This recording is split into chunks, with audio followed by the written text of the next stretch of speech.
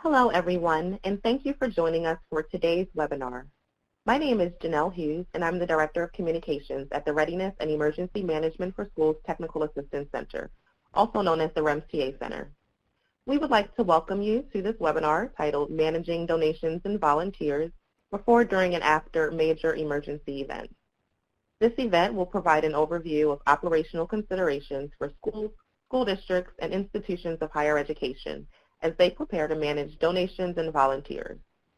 During the event, presenters from the U.S. Department of Education, the REMS TA Center, the Federal Emergency Management Agency, and the local school district will all share insight, recommendations, and lessons learned. Participants will have an opportunity to pose questions to presenters in a session that immediately follows the presentation section of the webinar.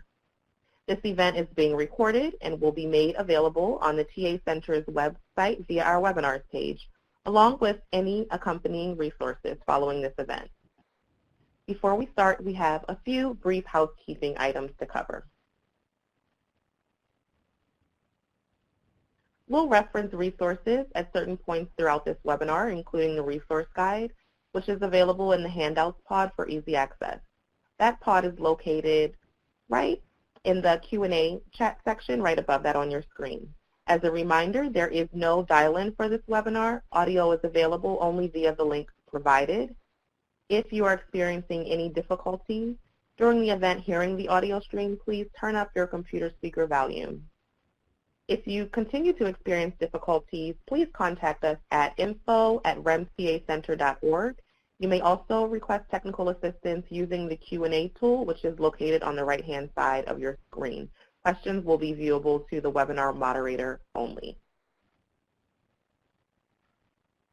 Again, if you would like to ask a question during the Q&A portion of this webinar, you may do so using the Q&A pod on the right-hand side of your screen. We will answer them in the order in which they appear and as time permits following the presentation. We will also be hosting a web chat on our community of practice immediately following the webinar, so any questions we are not able to answer during the live webinar, we will answer there live via the forum we've created for that event. I'm going to turn things over to Madeline Sullivan of the U.S. Department of Education's Office of Safe and Healthy Students to introduce herself and the other co-presenters for today's webinar. Madeline? Thank you so much, Janelle, and welcome everyone. My name is Madeline Sullivan. I am a Management and Program Analyst in the Office of Safe and Healthy Students here at the U.S. Department of Education. I serve as a contracting office representative for the REMS TA Center, as well as a number of other activities supporting schools in emergency preparedness. Prior to joining the federal government workforce, I provided technical assistance on pro-social skill development, violence prevention, and school emergency management after having served as a special educator. Today, we are happy to have with us Don Bonchuk and CJ Hoff. Don is at the Federal Emergency Management Agency, which you may know as FEMA, and is a volunteers and donations management specialist. CJ is the former superintendent of Joplin Schools and led the school community before, during, and after the tornado. And now, we'll take a moment to review the agenda.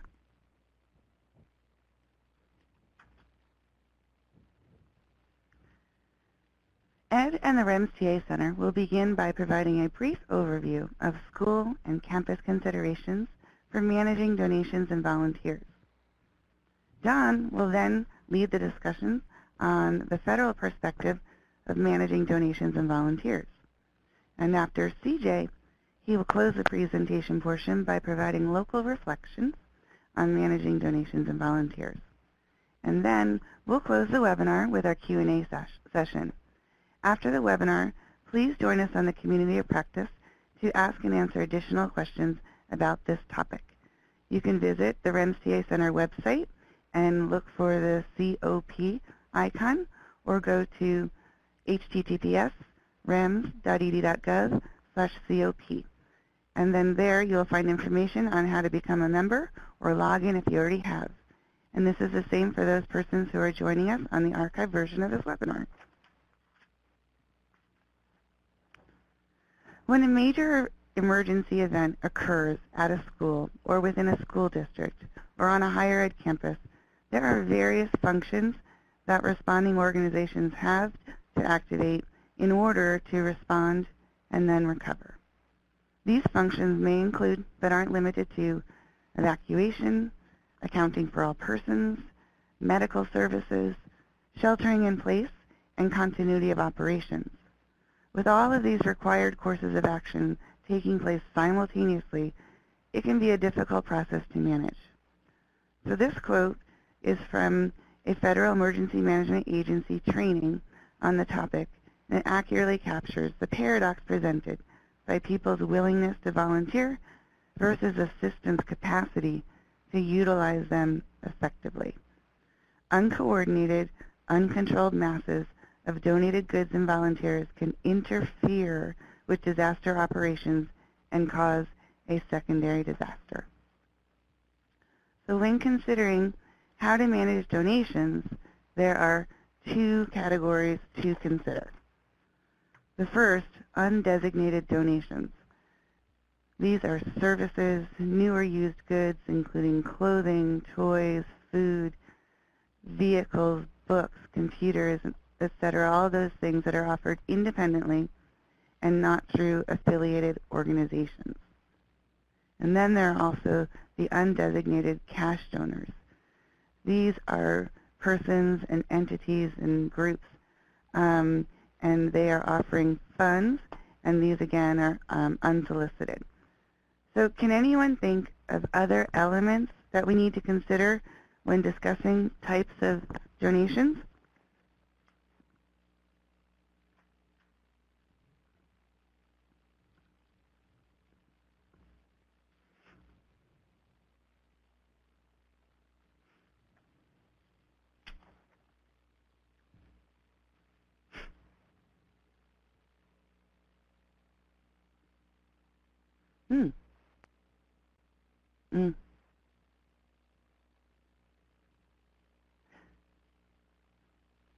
We have a few responses, and I see more coming. So one person has mentioned, what are we going to do with these unwanted and unnecessary items? Others are considering that fact of storage, and then organizing things in storage, and then respecting that donor's intention. That's very thoughtful. And someone had said how to say thank you. And then another person has mentioned the tax code implications for cash donations. And, there's more. And then organizing offers for deployment. So yes, and these are just a few.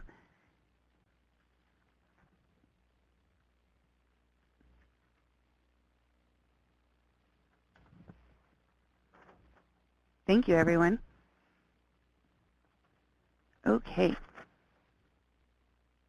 So while all volunteers are generally welcome, there's a difference between the categories of volunteers.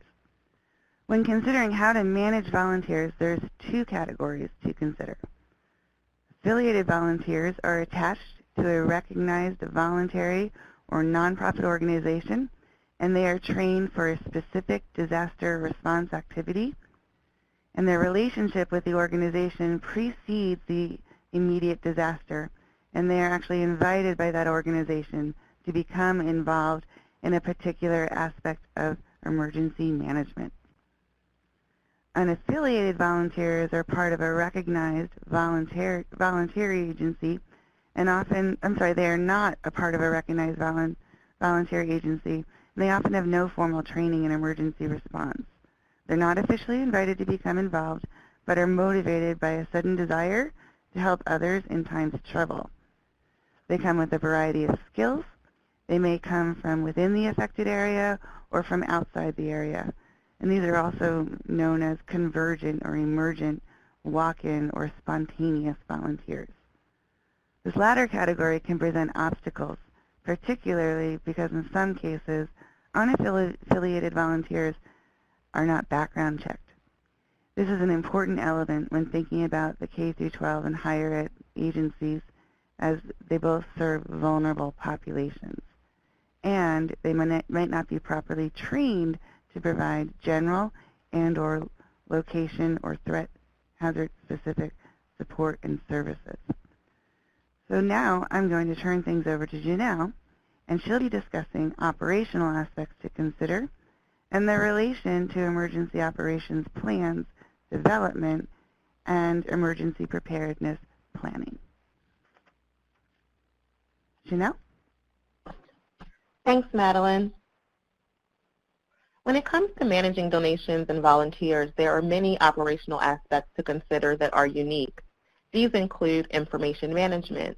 Effective communication is very important during emergency events, especially when those events prompt an influx of donations and volunteers, and the possible activation of memoranda of understanding and agreement.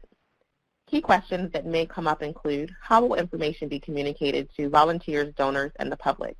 What types of information needs to be communicated? Is it available in various formats and languages to ensure accessibility? Is it documented and tracked in a particular place and by a particular person, group, or agency? How is information in general communicated to the whole school and/or campus community? Also managing goods, facility, and transportation. The presence of volunteers and donors, of course, can increase the presence of goods and the need for facilities and transportation. Questions that may come up as it relates to those topics include, how will volunteers be transported to and from the emergency location? How will goods be stored and distributed? Where will they be distributed? How they will be tracked for reporting purposes. There's also a need to actually manage the volunteers and the services that they will be providing. For example, an emergency has occurred at an education agency, and within a day, the school is bombarded with individuals who would like to offer their services. But who determines whether their services are needed and or how they can be used? Are those individuals, as Madeline just mentioned, affiliated, or did they just come to the site spontaneously? And then, of course, also managing cash. Cash donations in particular present another issue. How will it be logged? Who determines how it will be used? Is it undesignated or designated? And we'll cover some of these topics a little later with Dawn and CJ's presentation.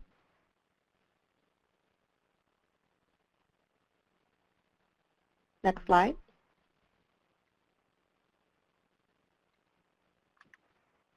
Other operational aspects that may have to be designed and implemented include registration and orientation for volunteers. For example, is this something that the school district, or IHE needs to coordinate with that agency providing support, or will the education agency's human resources department be involved in any way? Who from the education agency's emergency management team will help manage the process and ensure that all volunteers are aware of the general school and campus safety procedures before they get started?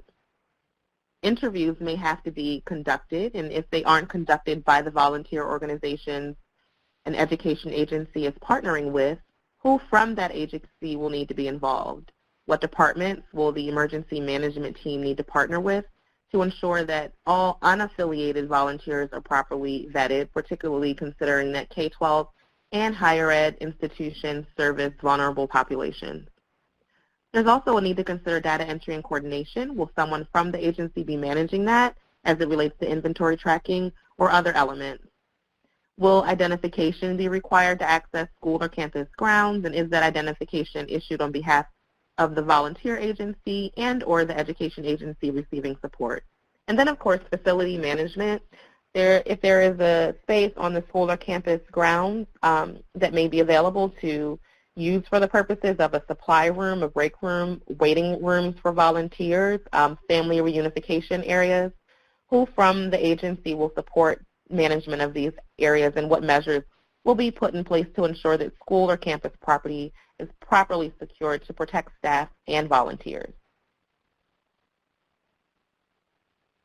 Most of the functions that will need to be put in place will involve collaboration with key organizations and agencies outside of the education agency. This includes emergency management agencies, so that's local, state, territorial, tribal, and federal governments. They all play an important role in terms of ensuring donations are routed to the right places, supporting communication efforts, and providing help with the volunteer recruitment process.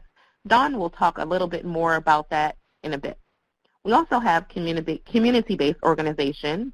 We all know that all major emergency events are local events, and organizations within the school or campus, they'll often be the first in line to offer that support to education agencies in the form of donations and volunteers. And of course, their support is critical, as they often have children who are attending the agency and or because they're partnering with the agency in other capacity and are therefore possibly familiar with the school and campus grounds. And they therefore have a direct stake in supporting a successful recovery. Then, of course, you also have faith-based organizations as well as volunteer organizations active in disaster. Lastly, we have the Citizen Corps and CERT programs, and many education agencies and school and campus communities host and train community emergency response teams, and there's a lot of benefits to having them involved in the process, as it's more likely they will have training on key emergency management, response and recovery processes and systems. We have another poll question.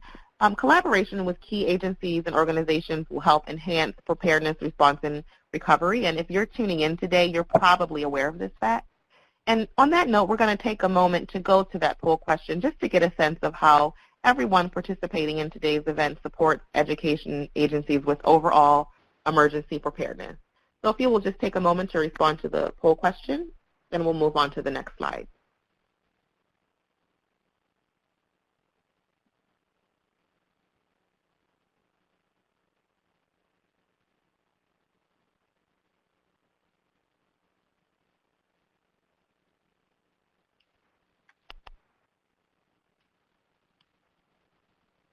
So I see that one person has responded, providing information and resources, providing knowledge, training, and planning, providing in-person training.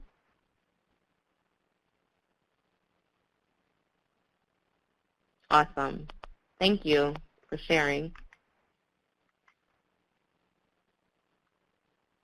Okay, let's go to the next slide.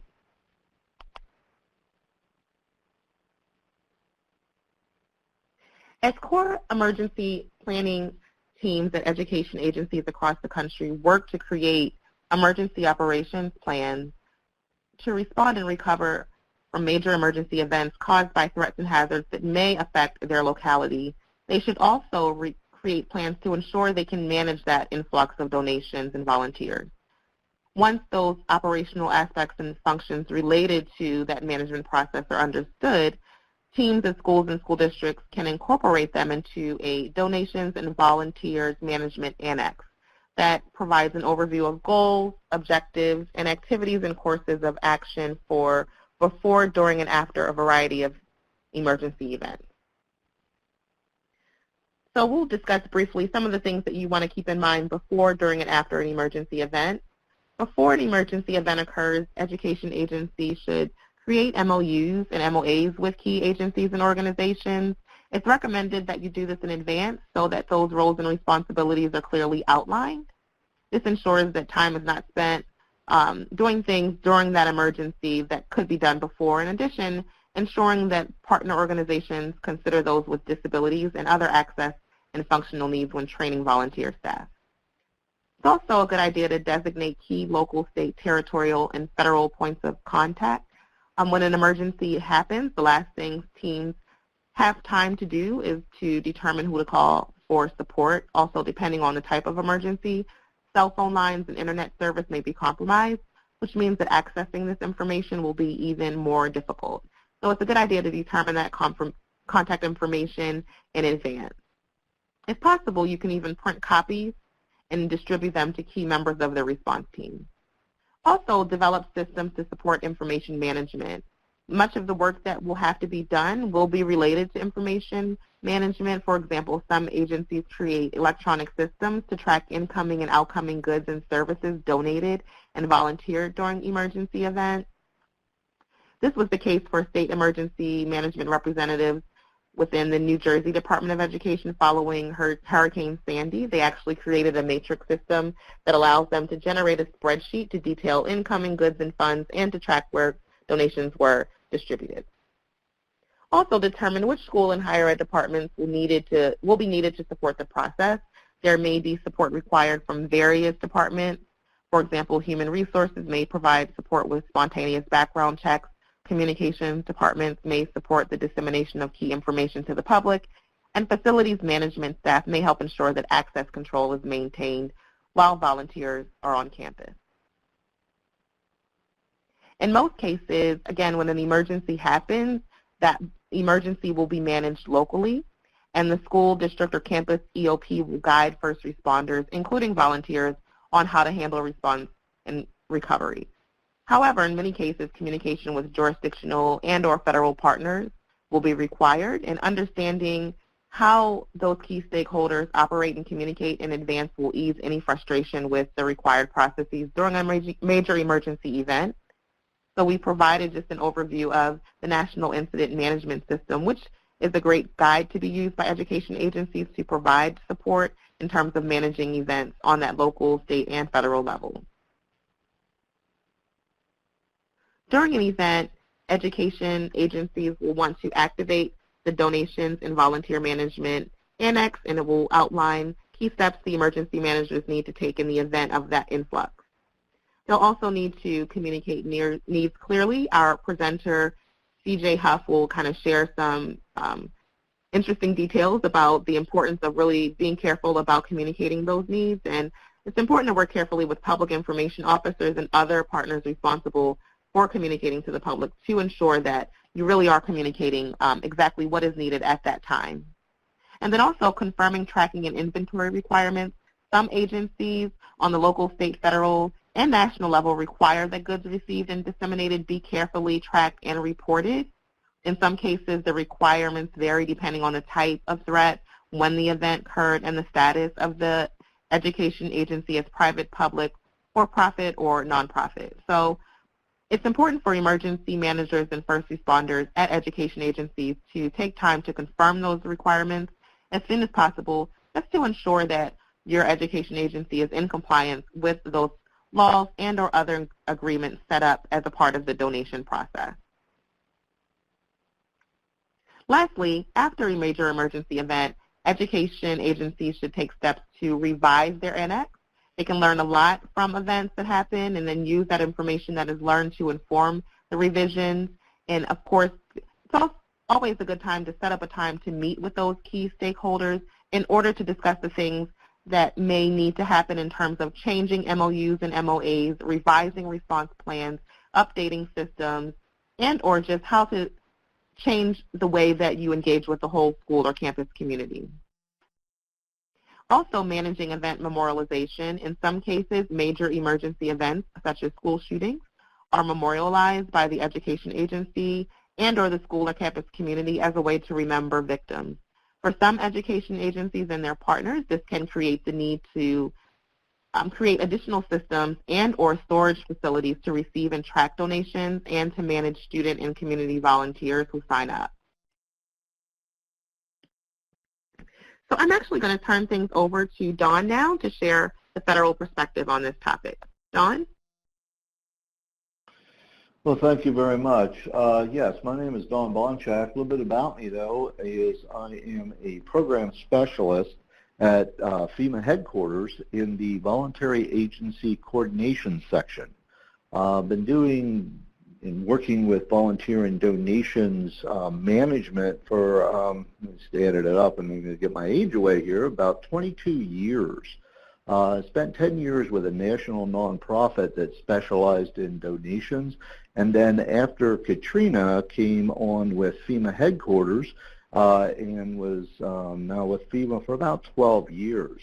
The main thing that I do at FEMA is working with our training for development and delivery of the volunteer and donations courses. And we have courses for FEMA employees, but also for state and local folks. So work real close with the training of that, helping to get the plans and the procedures and get people prepared for the volunteer and donations management. I also, another big bucket is the technical assistance during events. So, during events, I'll either deploy out into the field at the Joint Field Office, working with the state counterparts, or stand up in our National Response Coordination Center and work donations issues at the national level. So that's a little bit about myself. So you've been doing it for a little bit, and just it's very interesting with volunteer and donations because it's never the same. The flexibility is important. So what I'd like to talk a little bit for today is the 4 bullets on the screen is planning for the needs and plan for the offers and the differences between those two. Messaging, what will you say, how will you say it, and how important that message to the potential volunteer and donors really are. Ready or not, here we come.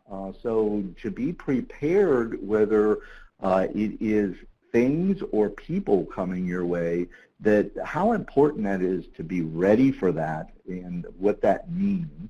And work with others. This is a topic that cannot be done in a vacuum. There takes a lot of people, a lot of different groups and organizations to really do it successfully. So looking at the plan for the needs and plan for the offers, one of the concepts that we have learned over the years is a pull versus a push concept. And it's a logistical consideration, but when you think of pulling donations and volunteers, it's when an organization or a school or an entity needs something that a donor or a volunteer can provide. It's the reaching out and saying, I need this, and being able to pull that in and get exactly what you want, when you want it, in the quantities that you want to help you do your operation. Versus the push, whether I need it or not, it's pushed on me by the donor or the volunteer. I really know you need this, whether you say so or not, so here it is. So the concepts of looking at that push versus pull and always trying to move toward the concept of pulling items into an event, into an area versus the push. So you can say one is good, one is bad. So that's the concept that you really want to try to set systems up to manage that. And ahead of time, identify what your needs could potentially be that a donor or a volunteer could provide for you. Some things you probably can't get it as a donation, but some things you can. So on a action step is to try to look at and pre-identify where you could use volunteers during an event. Would it be, helping in, traffic control or organizing things or, anything that an employee could do, a potential volunteer could do it also. There's very little difference between the two except one gets paid and one doesn't. So look at maybe training ahead of time or items and positions and things that you could use for the life-saving, life-sustaining, and the longer-term recovery to get back to your new normal. So to have these things identified ahead of time is critical.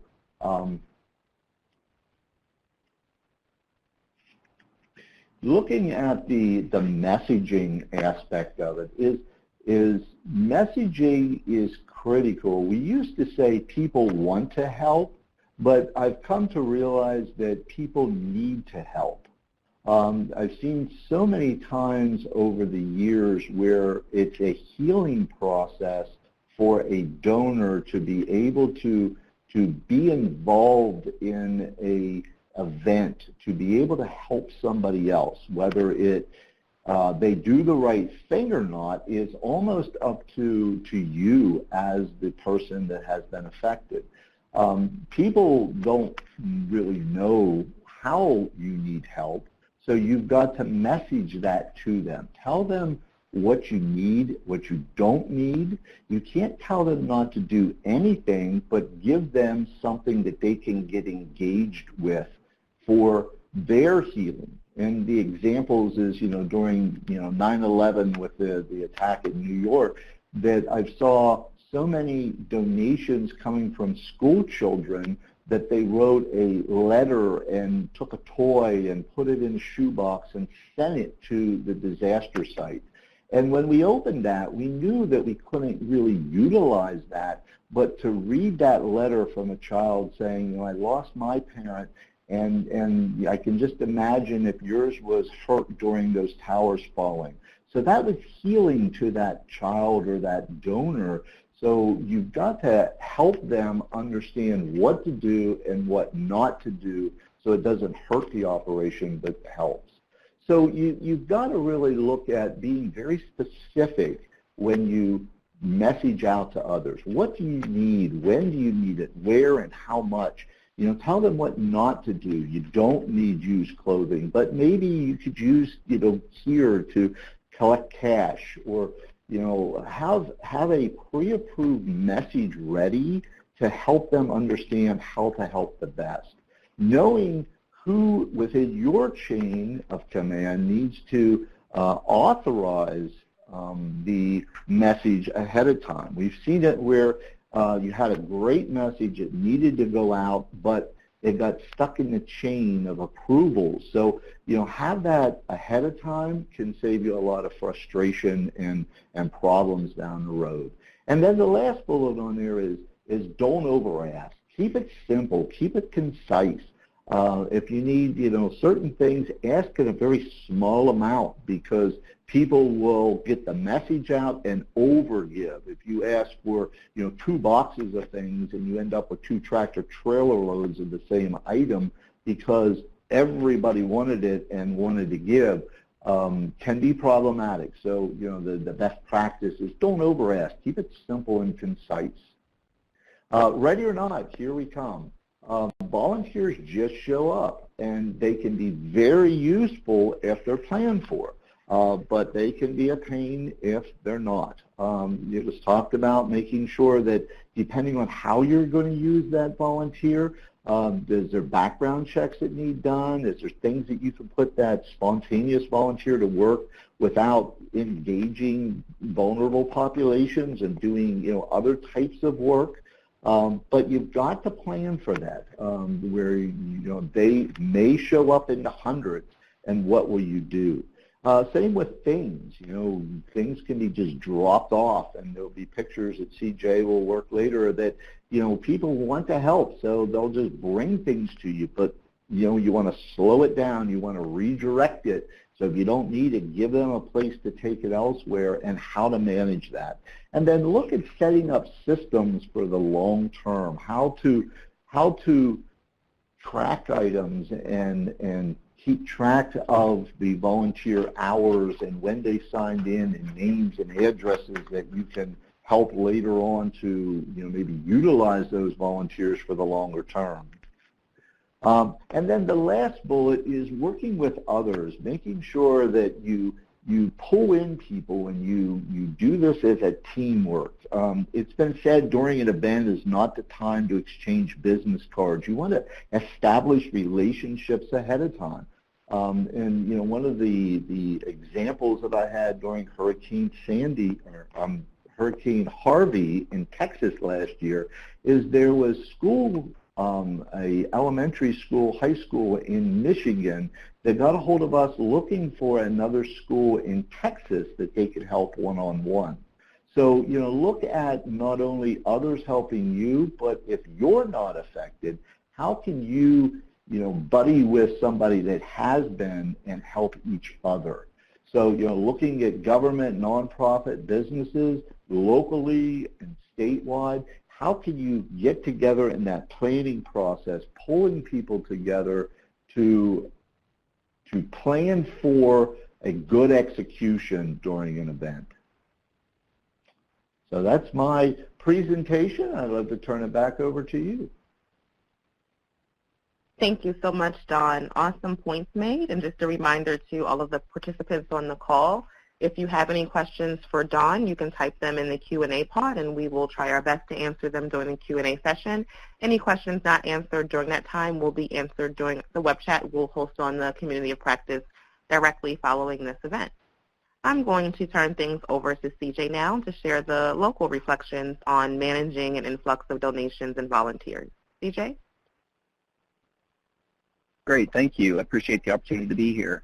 So I'm going to start by just kind of giving an overview of our disaster, just to kind of get a sense of scale of what we were dealing with. These are all photos from Joplin, and what I would tell you is that during our storm we had 19 buildings. We were a 7,700 student school district. We had community about 50,000. Our free-and-reduced lunch rate was running around 62% at that time. As a school system, we lost about half of our square footage as a result of the disaster. This picture is in front of our high school, and you can kind of see the destruction through our community from that EF5 tornado. We had 6 schools that were destroyed, another 4 that were damaged, one of which was our central office, which created a lot of problems for us in terms of relocating our emergency operations center. And so as you think about that, and we all see we see the disasters on TV. I've been to more. I saw the after effect of that. I'm currently down in Austin, Texas, working Hurricane Harvey relief and with the U.S. Department of Health and Human Services, and just the outpouring of support. It pulls at people's heartstrings, and people want to give, they want to help, and so managing that is really a challenge. And as you think about this work, managing volunteers, and I appreciate all the comments of Dawn and Janelle and Madeline made about the importance of preparedness, even for managing volunteers. And so, as you think about how you do that, though, I think that you need to keep in mind, number one, you have to be prepared, but you need to be asking yourself some questions. Number one, do you have a system in place to accept and track monetary donations? And the monetary donations, that's obviously a very important thing to track, because you have a responsibility to taxpayers and others to make sure that you're handling those dollars that have been entrusted to you effectively. The other thing, too, is that you have donors and donor intent, that you want to make sure those dollars are getting where they need to go. So as you think about how you set that up, one of the things that we didn't have in place, and a lesson learned, was a way to accept credit card donations, and that's something that you can do ahead of time as an action. Another thing that you can do is already establish some funds. So think of what are the types of disasters that might hit your community. If you're affected by floods or tornadoes or hurricanes, you're likely going to have students that have needs, families that have needs, and you can talk to other communities that have been through this and identify some specific funds that accounts that you can set up ahead of time to be able to accept those monetary donations. Communicating those needs, that's so important, and I'll talk about that in just a little bit. But how you communicate those immediate needs is very important, and people are going to be asking to help and be able to basically flip a switch, maybe create a website that or a web page that isn't always visible, but you can just turn on during a crisis type situation, where people know that they can go to, that you can link to immediately and get out on social media and through other means to get people to go to that site and know where to go to get the most up-to-date information on how they can volunteer and support that effort. Managing volunteers is always a challenge. Dawn did a great job of covering that, and it's important to, volunteers, they come with willing hearts and they want to help, and how you manage those people is very, very important. You don't want to turn volunteers away, and I'll talk about that in a little bit. And then getting resources to those needed. Those donations came for a purpose, and people want to make sure that those resources get where they need to go. And the other thing to talk about too is within your community is what agencies or groups already exist that have already been identified as collection centers as part of a broader emergency management plan. And managing it from a school perspective, managing all the issues and you may be that center within your county emergency management plan, but if you're not, and somebody else is, you're going to have a lot on your plate already, and if there's a way to avoid becoming a collection center, I highly encourage it, because it does take a lot of time. But as this next example shows, donations just come. This is inside our middle school, North Middle School, following the disaster, and it became a drop-off location. And people, as you can see, brought anything and everything that they had, a lot of clothing and articles like that, hygiene products and so on. And the challenge that you have then is obviously, how do we get those resources out to people? And so one of the things we did, and those of you that do reunification and have that as part of your one of your annexes in reunifying students and families during crisis, we took the same concept basically where we were unifying families with clothing. So the families would come in on one side of the school. There would be volunteers there that were staffing that station. They would give them a shopping list of the things that they needed, and then that list would be passed off to another volunteer who would go in and find the things that they needed, put those in a sack, and then bring them to the front and get those to the families, and then they'd move on. Otherwise, you can imagine serving hundreds, if not thousands of people in a situation like this would just be mass chaos. And so trying to keep it from not looking like a yard sale, obviously, is very important in maintaining and organizing that if you're responsible for putting that together. But we did a really good job with that. The other challenge we had with that was actually shutting it down after the fact. Where do those donations go, and how do you handle that, and what do you keep, what do you not keep, and thinking long term, and how you support families. Moving on, the next slide. Caution, ask and you will receive. Don covered this already as well. You need to be really careful what you ask for. I will share with you, my first time I was on national television, that was one of the questions they asked after our disaster is what is it you need? And in my mind, I thought I was doing the smart thing by thinking of the one thing that we knew would take the longest amount of lead time, most expensive, and when we were trying to get schools up and operational, we wanted to make sure we had in place, which was band instruments. So I asked for band instruments. And we received band instruments for months on end, sometimes truckloads at a time, pianos, used instruments, and things of that nature. And we're very much appreciative of all those things. Some were really really needed repair work. I mean, some of them a nice instrument that maybe been in the attic for decades that needed work, and so that created some additional expense and challenges for us as well. So always be careful what you ask for. So people really do want to help, and the media will be asking, so you need to think about what you're going to say in advance. Think about what you say before you make a specific request. Don't think short term. Needs change over time, and in our particular case, one of the things that happened that we didn't expect, that we should have problem solved, was that we had students who, they were young kids and they were growing, and families came through that first round, and we got them clothing needs, and we took care of their clothing needs, and we started shutting down some of our operations 6 months later as those kids grew. Those families are coming back again. They lost everything that was in their attics and closets, and they had no hand-me-downs. So just something to think about. And again, just direct people where to go to get information so that they and do it in multiple ways. Social media was great, even back in 2011 when Facebook was relatively new at that time. Social media was very, very helpful to us. One word, cash. I think it's important to realize it and be okay with asking for financial support. And how you word that obviously is important. But the thing I'll tell you about cash is it's easy to store, so you don't have the storage issues. It has a long shelf life, and you can use it to purchase exactly what is needed when it's needed. And again, though, you have to make sure that the methods in place to accept and account for those monetary donations. One of the things we had happen after our disaster, just to elaborate on that particular point, is that because we'd received so many donations in the school district, I think in total it was thousands of donations totaling somewhere between $6.9 and $7.1 million. And we tracked every penny that came in, and literally we would have coins that would be sent to us from kids that emptied their piggy banks. And as we did that, obviously people started to question, well, how are you using those dollars? And the state auditor's office thought it'd be a good idea to come down and do an audit, and then they did. And we had had systems in place. We did everything the right way.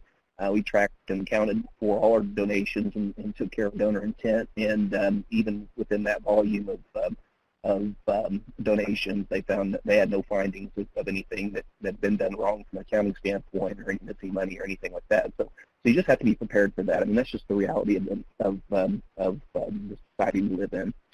And the fourth item that I wanted to talk about is just being grateful. And as I elaborate on that, I'm going to reiterate it again. It's really important that you don't turn volunteers away. You need to think about that ahead of time, how you're going to put volunteers to work, and you need to be creative about that. So there are all kinds of opportunities for volunteers to be engaged, and I'll talk about that actually in the next couple slides and some ideas on what you can do there. But don't turn away volunteers or donations. Always be grateful for what's received, and they really do. Those donations come from caring people with giving hearts who just want to help.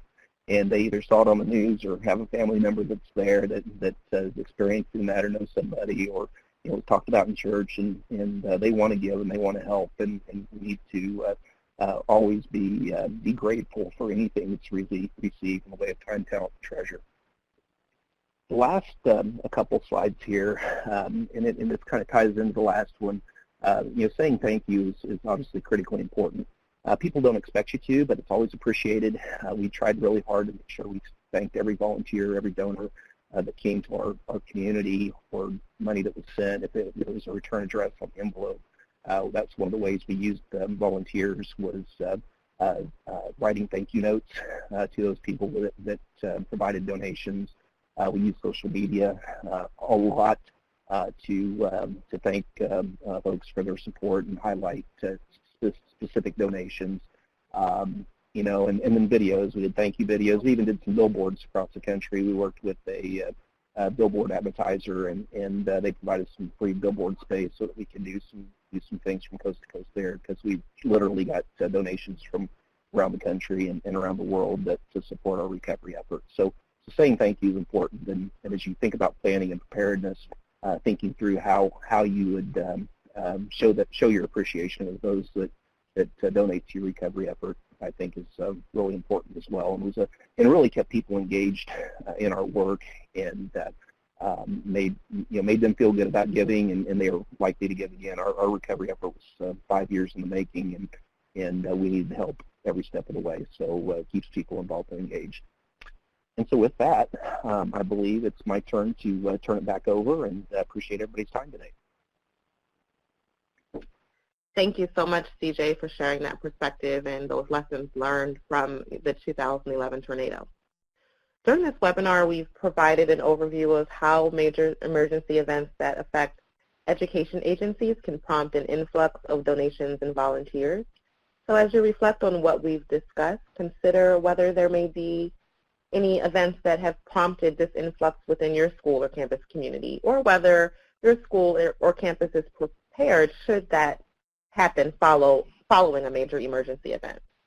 There are many groups and key stakeholders involved in the process of supporting schools, so when conducting your next planning team meeting with your emergency management team, consider what key agencies and organizations you would need to partner with in order to enhance your ability to manage donations and volunteers within your education agency. And also, K-12 and higher ed education agencies should consider adding an annex related to managing donations and volunteers to their EOPs.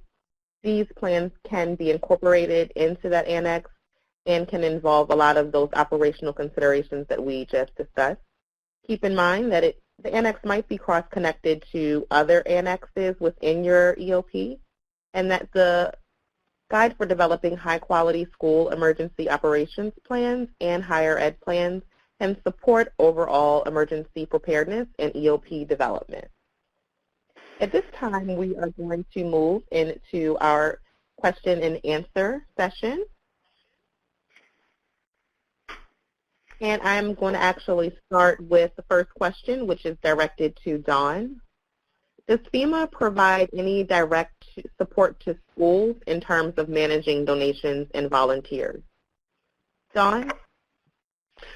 Yeah, good question. When you mean direct, there is the training courses that if a school would work with their state training officer, there's the key personnel that could attend our training courses to help understand the different elements and set up plans and stuff. So I think that's one way that we directly support schools. During an event, it's not as clear-cut. FEMA usually helps the state, and then the state will help the locals. So yes, we'll do what we can, but there's certain authorities. So I think the biggest thing would be the training ahead of time, where we would have a direct touch to the schools.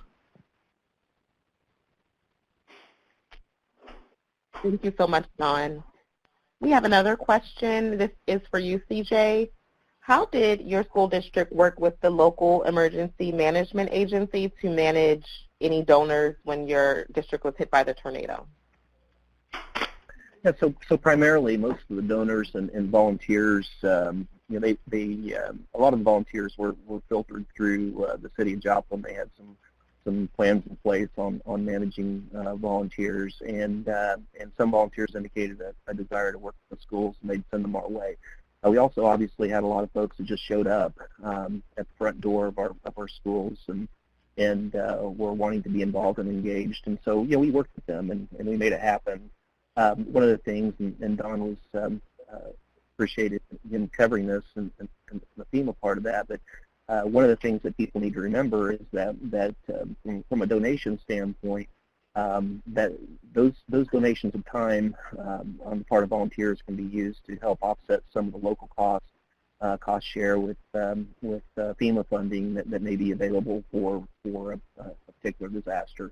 And so tracking those volunteer hours and who volunteered and is really important, and for a lot of reasons, not just for that, but also gives you an opportunity to showcase. And when people ask, what's volunteerism like, and you have people showing up, and you can talk about how many hours have been volunteered, and it keeps people engaged and involved. But that's a long answer to a short question, so I'll stop there. But overall, it was primarily, the city had a plan in place, but you're still going to have, regardless, you're still going to have donors show up, just like you have donations show up. You're still going to have volunteers show up. Thank you, CJ. This next question is also for you. How did you determine which schools in your district received funds and or help from volunteers? Yeah, that's a really great question. And we had so many schools that were impacted, and it really didn't matter, in terms of schools so much, because 6 were destroyed. I mean, it wasn't much they could do with those. And so really it was about helping, kids and families and the community as a whole. And so when we had projects that needed to be done, whether it was, helping to man the central distribution center, or in some cases, doing some cleanup in the schoolyards or whatever, picking up trash, the thank you notes I mentioned earlier, those types of things. We tried to make sure that just that we continue to engage everybody and keep them involved and make sure that everybody felt like they were a part of the recovery effort. Thank you. And this question is also for you, CJ. So sorry to bombard you. Was the distribution center that was serving your school district, was that servicing the whole school community? And did families have to have students enrolled to receive support from the school? Sure, absolutely not. We took care of anybody that came to our door, but also keep in mind we had a number of churches that had been designated as distribution centers. So there were, in our particular disaster, we lost about a third of our community. We had 8,000 homes that were damaged or destroyed. It impacted a lot of families, and so we couldn't have done it by ourselves. And certainly, the distribution centers were all taxed heavily in those initial days and weeks following the disaster. But we all worked together and we took care of everybody. Thank you. And this question, I guess, could go to Dawn or CJ. Just thinking about any organizations that you had to work with or that schools can work with in selecting and vetting volunteers, I guess thinking about them in the context of vulnerable populations that you're servicing within K-12 and the higher ed population. So whoever would like to answer first. Yeah, this is Dawn. And for vetting into to really do that right takes a lot of time and energy and money, because you're doing background checks and you're working people through systems to make sure of who they are and such. Organizations that do that, really there's not a lot that come to my mind. There is various nonprofits working through like the state VOAD, the Voluntary Organizations Active in Disaster. I would probably say start there to see who is using spontaneous volunteers on an ongoing basis. Usually they have a national counterpart and then will have their own vetting process set up. So, I really hate to name one or two of them, but if you could piggyback off of a national or a state nonprofit that has that vetting process, might be your best way. That way you could maybe run some of the spontaneous volunteers through their system during an event to help them help you with the vetting process. Yeah, and I'd add that too. I think too that's obviously going to be challenging, no question. Especially we're talking about a disaster on our scale or a Harvey scale. So one of the things you just have to use good common sense. How you use those volunteers and in what way is important. Obviously, you just don't want to put anybody with a group of kids that might be a group of students that may need whatever, but certainly there are activities to be created that you can encourage them to do, or direct them to, which is probably the better idea, is to direct those that you don't feel maybe comfortable with to the appropriate agencies within the county or the city that is a part of that broader emergency plan to make sure that they get fully vetted. Yeah, this is Don also. If I could just, have an alibi on that too. There's normally volunteer centers throughout the country. So I'd also look for a volunteer center in your area, wherever you're located. These are groups that will deal with volunteers on an ongoing basis. So that's also another avenue, of the volunteer center, and then, get a relationship with them to work with them for the vetting process also. Thank you so much, CJ, and thank you so much, Don. We have one last question, and I think we may have time for, and that is, you mentioned roles and responsibilities and kind of thinking about that in terms of vulnerable populations. Were there any particular roles that you found you needed to fill that you weren't expecting to fill in terms of volunteer services and the types of activities they performed?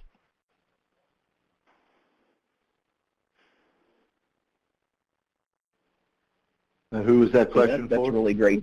I think that was directed to you. Sorry about that.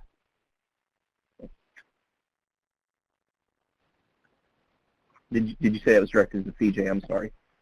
Yes. Okay. Yeah, that's a really great question. I think that I don't recall any issues of that nature. People come, they want to help, and you can control that. If you have good volunteer policies in place before the disaster, you have those relationships and already know how that kind of looks at in the broader emergency plan for your community. You can mitigate a lot of those issues ahead of time just through good preparedness and practice and having some conversations and doing maybe some tabletops around this particular issue. But I frankly I can't think of any issues related to that particular question that we encountered. Thank you so much, and thank you to Dawn also. Just a reminder to the participants that we will be hosting a web chat immediately following this event. So we do encourage you, if you have additional questions, you can feel free to type them quickly into the Q&A pod right now, or to join us on the COP. We will answer any questions that we were not able to answer there.